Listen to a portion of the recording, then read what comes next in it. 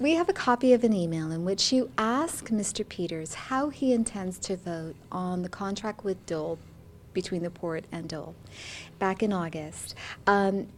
And you go on to say there should be a provision that the port of successor, if port is disbanded, should be able to move Dole to National City. Otherwise, this will become a major issue in the campaign, and the UT will be forced to lead a campaign to disband the port. We just interviewed Mr. Peters today. He says that he interpreted that as an attempt to influence his vote, as a threat. What was your intention in sending this email? Was it a threat? It wasn't a threat.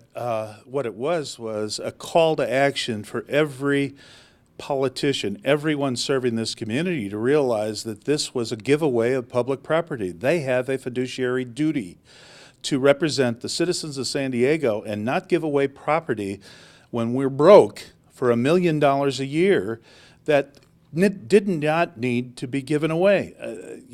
I use the example that if you put 2 hotels on that site, and that they would generate $50 million a year. That's $1 billion difference over the term of the lease. I think it's scandalous. So I stand completely beside that. And I think it's important to note, I'm not a reporter. I'm part of the ownership of this newspaper. And we as citizens, the owners of business, have a right to communicate and challenge what's good and what's bad for our community. I am not a reporter.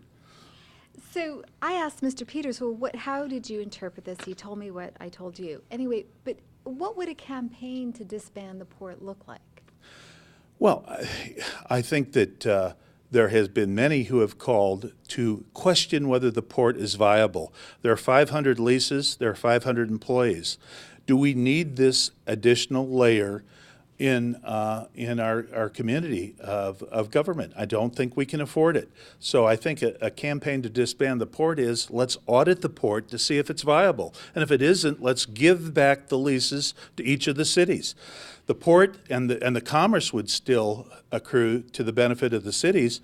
It would just eliminate several $100 million worth of expense. Since Mr. Manchester and you took over the UT, there has been more news coverage containing greater scrutiny of the port. Is the paper going after the port? No, what we're going after is illogical and poorly run government. And we have a broken system.